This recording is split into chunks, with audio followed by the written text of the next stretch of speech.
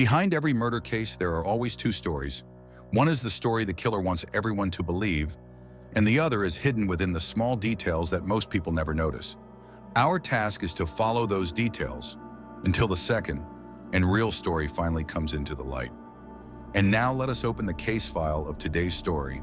I hope you all have a deeply engaging and unforgettable listening experience. March 31st, 2009. Just before noon, traffic moved steadily along a stretch of highway skirting the outer edge of Dazhou. The road cut through low hills, its guardrails tracing the curve of the slope like a dull silver scar across the landscape. It was not a scenic route, nor a residential one. No shops, no pedestrian walkways, just asphalt, wind, and the constant hum of engines climbing in and out of the city. A grandmother had pulled over because her 7-year-old grandson said he needed to use the bathroom. There was nothing unusual about that decision. She parked near the shoulder, guided him carefully over the low roadside barrier, and helped him down the uneven embankment where the ground dipped out of sight from passing vehicles. The soil was damp from rain the night before. Leaves clung to patches of mud. The air carried that faint metallic scent that lingers after a storm has washed dust from the sky. That was when she noticed the color. Red. At first it looked artificial, almost decorative against the muted browns and grays of early spring. She assumed it was trash, perhaps a discarded plastic bag or an abandoned jacket caught in brush. But as her eyes adjusted to the angle of the slope, the shape beneath the color became clearer. There was a curve where there should not have been one, a contour too symmetrical to belong to debris. She took a step closer. A young woman lay tilted along the incline, her body angled awkwardly as if gravity had positioned her without permission. One arm stretched above her head, fingers resting loosely in her hair. Her face was turned partially downward. Around her neck, a narrow strip of red fabric was wrapped tightly, cutting across pale skin in a stark horizontal line. Her grandson whispered that maybe the lady was sleeping. The grandmother did not respond. Something about the stillness felt deliberate, too complete. Even from a distance, she sensed what every first witness senses in that suspended moment. The awareness that this scene does not belong to ordinary life. She pulled the child back up the slope, her heart accelerating with a clarity that required no confirmation. By the time police arrived, traffic above had resumed its indifferent rhythm. Officers descending the embankment quickly recognized inconsistencies. The ground was soft enough to preserve impressions clearly, and impressions were there, but not the ones they expected. There were male shoe prints, distinct, repeated, and nearby, tire tracks pressed deep into the damp soil, curving in a clean arc as if a vehicle had reversed carefully before departing. There were no corresponding footprints that would suggest the woman had walked down on her own. No scattered debris indicating a prolonged struggle in open space. No signs she had attempted to climb or flee. Her black faux leather jacket lay roughly half a meter from her body, slightly crumpled, positioned in a way that suggested it had been tossed rather than removed naturally. There was no handbag, no identification, no phone. The red strip around her neck drew immediate attention. It was not a scarf tied loosely for warmth. It was narrow, dense, pulled with controlled force, the kind of material designed to withstand tension rather than decoration. Forensic examiners would later determine the cause of death as ligature strangulation. Estimated time of death, approximately 11 p.m. on February 27th. Nearly 38 hours before discovery, but even before laboratory confirmation, investigators sensed that this slope was not the primary scene. It felt too exposed, too transitional, a place chosen for disposal, not confrontation. Then came the detail that complicated everything. Under her fingernails, biological material, and internally a second male DNA source. Two separate men had left traces on her body within the same critical window of time. That fact reframed the narrative instantly. This was no longer a simple case of a body abandoned on a hillside. It was a sequence, an interaction involving more than one male presence in the final hours of her life. Whether those presences were connected or independent remained unclear, but the existence of two profiles suggested complexity rather than clarity. Above the slope, cars continued to pass. Drivers glanced at the cluster of police vehicles and the thin line of cordon tape fluttering in the wind. But none of them knew that the real crime scene might have been mobile, that it might have been confined within a space measured not in acres of hillside, but in meters. Somewhere in the city, perhaps still operating as usual, was a vehicle that had reversed into soft soil 2 nights earlier. A vehicle whose interior may have witnessed the moment when breathing stopped. At that stage, investigators did not know her name. They did not know about the argument that had taken place earlier that evening. They did not know about the convenience store purchase at 9:50 p.m. They did not know which door had closed last before the red fabric tightened. All they had was a body positioned unnaturally against gravity, a strip of red drawn with unmistakable intent, and tire tracks leading back toward the highway. It took several days before the woman on the slope had a name. The identification did not arrive through dramatic forensic breakthroughs. It came quietly through routine procedure. A public notice described the victim's approximate age, height, clothing. A couple in Dazhou read the description and felt something tighten in their chest. Their daughter had not been home. They had assumed she was staying with friends. There had been arguments before. Silence was not unusual. They went to the station together. When officers showed them photographs, the mother hesitated. The swelling around the neck had distorted the face just enough to create doubt. For a moment, she studied the image the way a stranger might, searching for familiarity rather than recognizing it instantly. Then she saw a birthmark on the left arm. That was enough. Her name was Ha Li, 25 years old, married for 2 years, living in an apartment registered jointly under her name and her husband's. On paper, her life was stable, young, urban, ordinary. But stability on paper does not measure tension inside walls. Friends described Ha Li as socially confident. She dressed carefully, spoke fluently, maintained multiple circles of acquaintances. She was not isolated. She was not withdrawn. If anything, she appeared adaptable, comfortable moving between people, conversations, and roles. Yet beneath that flexibility was financial strain. She borrowed small amounts of money from different individuals, not enough to cause public conflict, enough to create quiet irritation. Some said she repaid eventually. Others said she avoided reminders. No single debt suggested lethal motive, but the pattern suggested instability. Her marriage had grown increasingly volatile in recent months. The apartment became the focal point. Although most of the purchase funds had come from her husband, the property was legally shared. When Holly began speaking seriously about divorce, she insisted on dividing it equally. Neighbors later reported raised voices, objects striking surfaces, doors slammed hard enough to echo through the hallway. There had been scratching during one confrontation, visible marks on her husband's arms, a domestic dispute that stopped short of formal complaint. Divorce negotiations transform emotion into arithmetic. Love becomes valuation, and valuation creates fear, fear of loss, of humiliation, of financial collapse. But her husband was not the only man in her life. Before marriage, she had been involved with Tran Vien Tuan. They separated prior to her wedding, but contact resumed months later.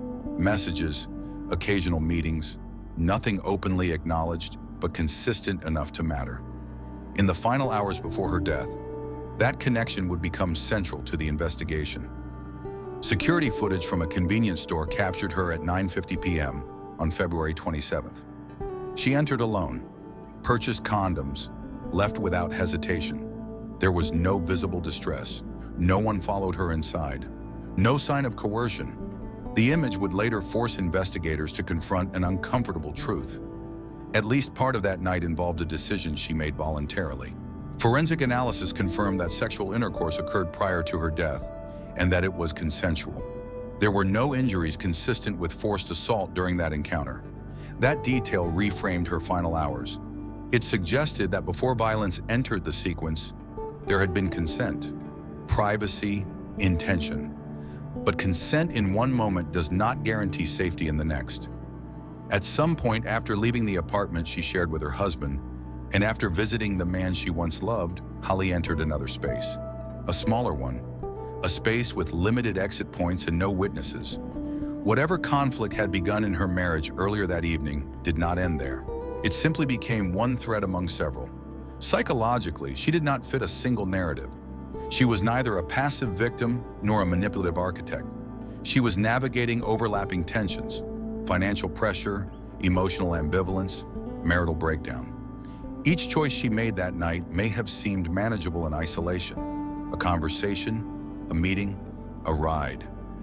Investigators, however, were beginning to see that the risk did not lie in any single decision. It lay in the accumulation. The woman found beneath the highway slope had lived an ordinary day until 9:50 p.m. She walked into a store. She purchased protection. She left under fluorescent lights like any other customer. By 11 p.m., she was dead. Somewhere between those two timestamps, something shifted from negotiation to confrontation, from conversation to control. And at this stage of the investigation, the most obvious explanation remained the simplest: the men already in her life. Statistically, that is where most cases begin. But statistics do not account for every door that closes.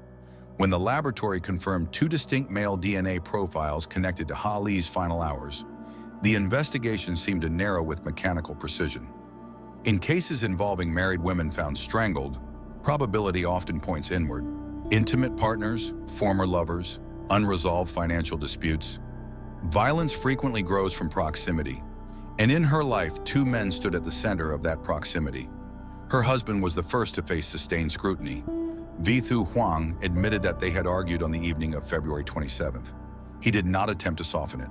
The subject, he said, was the same one that had resurfaced repeatedly over the previous months. Divorce and the division of the apartment registered under both their names. He had contributed most of the purchase funds. Legally, however, the property belonged to them jointly. According to his statement, the conversation escalated. Voices rose, accusations sharpened. He claimed she scratched him during the confrontation. When detectives examined his hands and forearms, faint scabbed marks were visible. Forensic comparison later confirmed that the biological material recovered from beneath Hali's fingernails matched his DNA. For a brief period, the narrative appeared almost complete. A deteriorating marriage, a financial motive with measurable stakes, physical struggle, DNA confirmation. The structure was clean, understandable, familiar. But murder investigations hinge on time. The estimated time of death was approximately 11 p.m. That same night, surveillance cameras recorded Vithu Huang entering a friend's residential building. He remained there playing cards and drinking with three other men. Each was interviewed separately. Their accounts aligned in sequence and detail. Phone records placed him at the location continuously during the critical window. There was no detectable gap large enough to leave, drive to a remote highway slope, commit a homicide, and return unnoticed. Alibis can be staged, coordinated, rehearsed, yet investigators found no fracture in the timeline. Then there was the 50,000 RMB transfer days before the homicide. On paper, it looked ominous. A large sum moving from husband to another man shortly before his wife was killed. The theory emerged quickly. Perhaps he had hired someone to eliminate the financial burden of divorce? It was a compelling hypothesis. It was also incorrect. The recipient was an older man with a disability connected to a legitimate housing-related debt. No criminal record, no communications suggesting conspiracy, no link to the crime scene. The transaction, once suspicious, dissolved under examination. What remained was a domestic conflict, but not a provable homicide. The scratches under her nails, once interpreted as evidence of a fatal struggle, began to resemble residue from an earlier argument, an emotional clash that stopped short of murder. Attention shifted. Tran Vien Tuan initially denied seeing Hali during the week of her death. That denial did not survive telecommunications analysis. Call data contradicted him. Under further questioning, he acknowledged that she had visited him on the night of February 27th. They had sexual intercourse. It was consensual. She left afterward. Forensic analysis confirmed that the semen recovered from her body matched his DNA. This explained the second biological profile, but it did not explain her death. Timeline reconstruction suggested she was alive when she departed his residence. Surveillance footage in the surrounding area did not capture her returning. No signs of violence were found in his apartment. His vehicle showed no trace evidence consistent with the ligature used to strangle her. The estimated time of death appeared to occur after she had already left him. So why had he lied? Fear, most likely. Adultery carries social consequences. Being publicly identified as the last intimate partner of a homicide victim invites suspicion that can permanently alter reputation. Concealment in this context may have been self-protection rather than guilt. Still, the pattern was troubling. 2 men, 2 confrontations, 2 instances of dishonesty. And yet neither narrative aligned completely with the physical evidence found on the slope. The body had been transported. There were tire tracks reversing toward the embankment. There were no female footprints descending into the mud. The injuries, impact to the forehead and to the back of the head, suggested collision within a confined space rather than an open struggle in an apartment or courtyard. Investigators began reconsidering the physical dimensions of the crime. If she had been killed during a domestic argument, why move the body so far from the apartment? Why risk exposure on a public highway? If she had been attacked at her lover's residence, where was the trace evidence of cleanup? Where were fibers, blood transfer, structural disturbance? Each hypothesis required additional assumptions.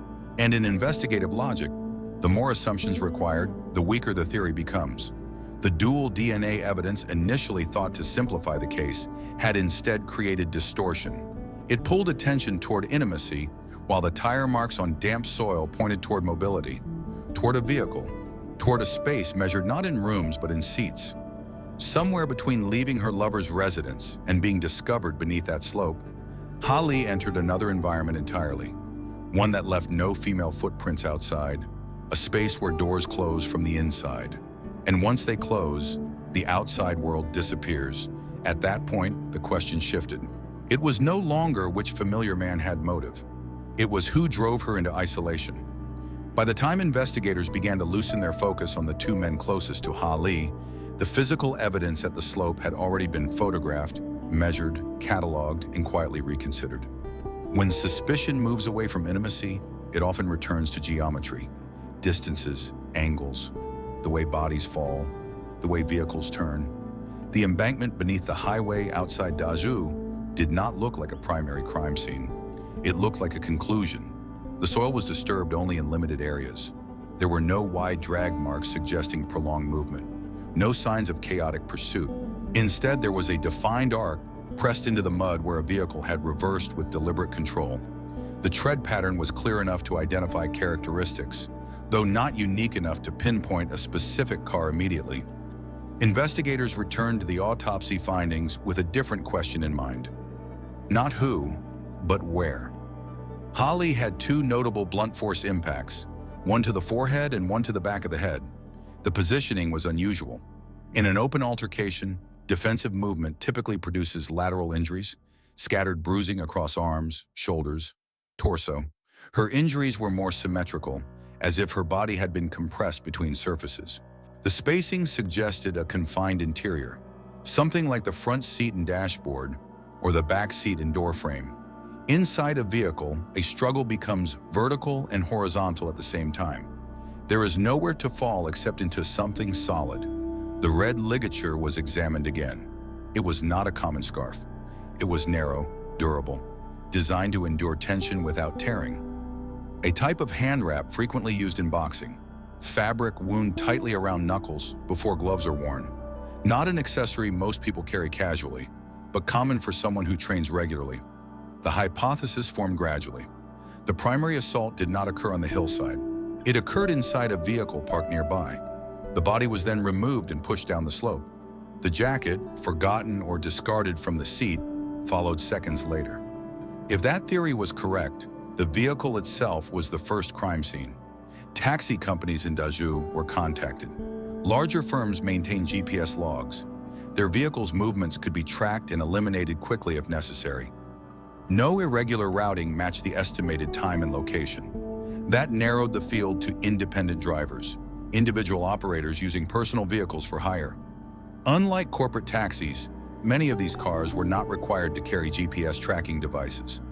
That gap mattered. Lists were compiled. Dozens of drivers were interviewed. Most conversations were routine. Drivers recalled passengers vaguely or not at all. Night shifts blur together. Faces, fares, destinations. Nothing stood out until something small did. Several days after his initial interview, One independent driver made an unexpected decision. He sold his car, abruptly. No financial distress reported, no prior indication of leaving the trade. Within days, he had shifted to operating a small fruit stand instead. Changing jobs is not a crime. Selling a vehicle is not an admission. But in an investigation centered on a vehicle that reversed into damp soil near a homicide dump site, sudden divestment becomes relevant. The driver's name was Ban Hai Tu, 35 years old, married, 2 children, no criminal record, physically strong, known to frequent a local gym, amateur boxing enthusiast. The boxing detail did not go unnoticed. Still, suspicion requires more than coincidence. The decisive shift came not from tire analysis or behavioral inference, but from technology. Investigators had been tracing the missing phone belonging to Ha Li through its IMEI number. For a time, the device appeared inactive. Then it connected to a network again, quietly, briefly. The phone was now being used by an older woman. That woman was the mother-in-law of Ban Hai Tu.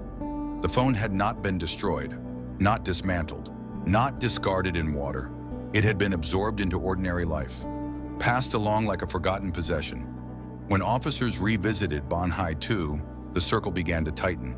His vehicle model was consistent with the tread characteristics found at the slope. He could not account clearly for certain movements that night. Inside his residence, investigators found boxing equipment, including hand wraps consistent in width and material, with the ligature recovered from the victim's neck. At this point, the structure of the case shifted dramatically. The dual DNA profiles that once pulled suspicion toward husband and lover now appeared as narrative noise. Important, but not fatal. They explained earlier interactions, not the final one. The fatal interaction likely occurred after she left the last familiar address. It occurred in transit, inside a car driven by a man who had no prior emotional history with her, no domestic dispute, no shared property, no secret relationship, just affair. The evidence did not yet reveal what triggered the escalation. It did not clarify whether the conflict was financial, emotional, or rooted in fear. But it pointed decisively toward one confined space, one enclosed environment where argument has no exit except a door handle. And if the door does not open quickly enough, tension compresses. By the time investigators were ready to arrest Ban Hai Tu, the narrative had transformed from intimate betrayal to something colder and more random. Not a premeditated plan, not a domestic conspiracy, a ride, a confined space, a moment that tipped beyond control. The slope beneath the highway had never been the beginning. It had only been the discard point. The real scene was measured in square meters, not acres, and its walls had windows. When Ban Hai Tu was brought in for formal interrogation, the room felt smaller than it needed to be. He did not look like a man carrying a secret large enough to end a life. He looked tired, controlled, careful with his breathing. His posture was straight, hands resting flat on the table as if posture alone could stabilize the narrative forming around him. Investigators did not begin with accusation. They began with routine reconstruction. February 27th, evening shift, pickup locations, drop-off points. At first, his answers were linear. He had driven multiple fares that night. Nothing unusual. Short distances, normal conversations. He could not recall every passenger precisely. The night had been like any other. Then the phone was placed on the table. Not the device itself. A photograph of it. The serial number enlarged. The IMEI confirmed. It had been recovered from his mother-in-law. There are moments in interrogation where denial fractures, not dramatically, but microscopically. A pause that lasts 1 second too long, a swallow before a response, a recalculation behind the eyes. He shifted in his seat. He explained that he had found the phone inside his vehicle days after February 27th. A passenger must have forgotten it. He had meant to return it, but no one called. Eventually, he gave it to his mother-in-law. It was practical, harmless. The explanation might have survived if the timeline had not already been reconstructed. Call data placed Holly's final outgoing signal inside a moving vehicle, consistent with his operating zone. Surveillance footage from a roadside camera captured a sedan matching his model entering a service road near the highway slope shortly before 11 p.m. The vehicle exited minutes later. The pattern tightened. When confronted with the footage, his breathing changed. Subtle but visible, his fingers curled slightly against the tabletop. Investigators shifted strategy. They described the forensic findings without accusation. The blunt force injuries consistent with impact against interior surfaces. The ligature marks matching the width of boxing hand wraps. The soil embedded in the tires of his former vehicle matching the composition of the slope beneath the highway outside Dazhou. They did not raise their voices. Silence does more work than shouting. His first version of events after that silence was partial. He admitted she had been his passenger. She had entered the car alone. She had seemed distracted. During the ride, she received messages. She asked to change destination once. The conversation became tense when discussing the fare. She accused him of taking a longer route. He insisted he had not. Arguments inside vehicles escalate differently than in open space. There is no distance to create cooling time. Words hit quickly. Pride reacts faster. He said she reached toward him during the argument, perhaps to grab his shoulder, perhaps to push. He reacted instinctively. He claimed he did not intend to harm her. He tried to restrain her to stop the movement while the car was in motion. Restraint became pressure, pressure became compression. In confined spaces, strength multiplies. He admitted to wrapping the cloth around her neck. Not with premeditated purpose, he claimed, but as a method to control her movement. A boxing habit, fabric always within reach in his vehicle gym bag. He insisted he had not realized how much force he was applying. Strangulation does not require extended time. Loss of consciousness can occur within seconds if pressure is sustained. Brain injury follows quickly after. He said she stopped struggling suddenly. There is a specific silence that follows violent realization. It is not dramatic, it is mechanical. A recognition that the situation has shifted beyond recovery. He pulled onto the service road, parked, tried to shake her awake. Panic replaced anger. He opened the rear door, dragged her partially.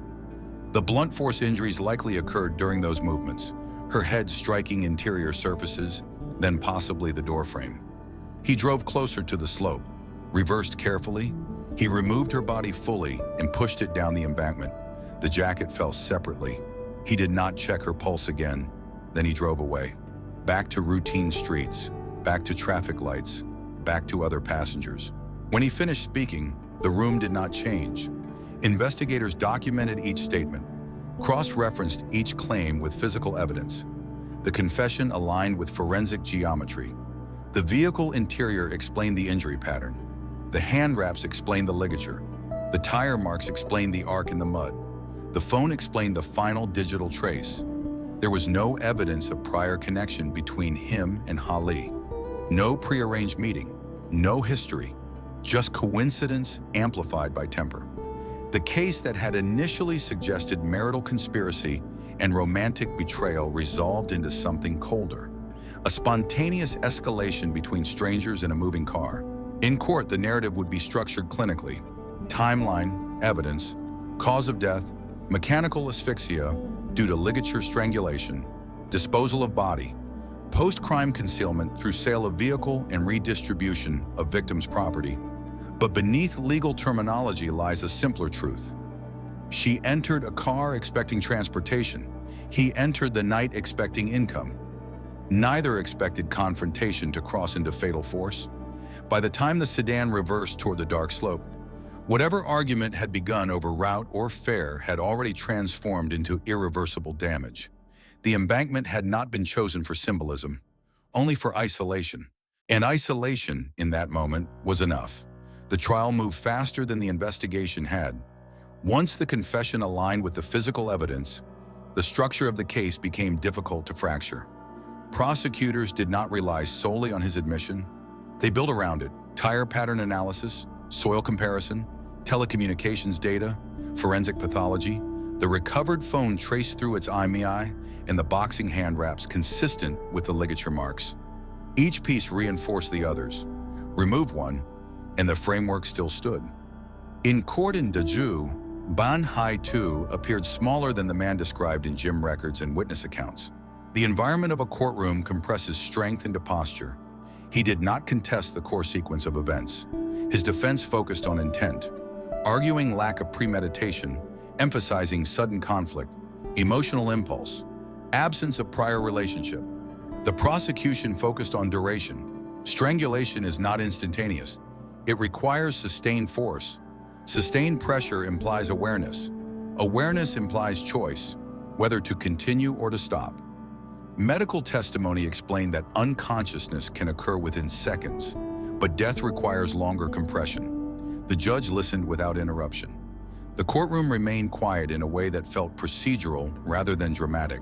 There were no cinematic outbursts, no sudden revelations, just chronology. Holly's family attended the hearings. They did not speak publicly afterward. Grief rarely translates cleanly into statements. Her marriage disputes, her financial pressures, her private meetings, none of those complexities were debated as moral evidence. They were contextual details, not justifications. The court treated them as background noise against a central fact.